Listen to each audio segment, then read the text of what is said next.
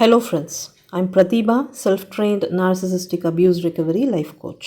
Narcissistic abuse பற்றின கன்ஃபியூஷன்ஸையும் டவுட்ஸையும் clarify பண்ணிக்கிறதுக்காகவும் ஹீலிங்காகவும் என்கிட்ட paid session attend பண்ணணும்னு நினைக்கிறவங்க ஸ்க்ரீனில் தெரிகிற இந்த வாட்ஸ்அப் நம்பருக்கு மெசேஜ் பண்ணுங்கள்.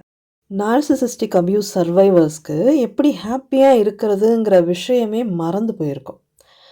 இன்னையிலேருந்து அந்த ஹாப்பினஸை உங்கள் லைஃப்பில் கொண்டு வரதுக்கு ட்ரை பண்ணுங்கள். எப்படி ஹாப்பியாக இருக்கிறது அப்படின்னு யோசிப்பீங்க. ஹாப்பியாக இருக்கணும்னா சில்லியாக இருக்கணும். நச்சுகள்கிட்ட எனி டைம் சீரியஸாக இருந்து சில்லியாக இருக்கிறத பிரெயின் மறந்தே போயிடும்.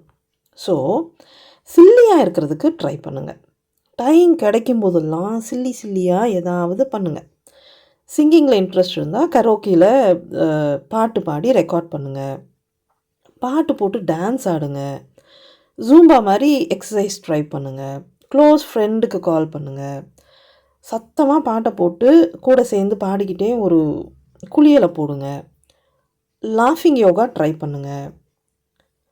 உங்கள் லைஃப்பில் இருக்கிற நல்ல விஷயங்களுக்காக யூனிவர்ஸ்க்கு நன்றி சொல்லுங்கள். இதை நீங்கள் எல்லாருமே கம்பல்சரி பண்ணணும்.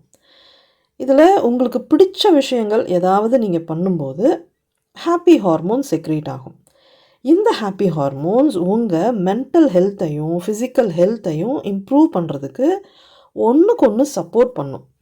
சந்தோஷங்கிறது உங்களுக்குள்ளே இருந்து டெவலப் ஆகணும். ஸோ உங்களோட இந்த அடல்ட் சைடுக்கு அப்பப்போ கொஞ்சம் ரெஸ்ட் கொடுத்துட்டு உங்களுக்குள்ளே இருக்கிற அந்த குழந்தைய கொஞ்சம் கிளப்பி விடுங்க.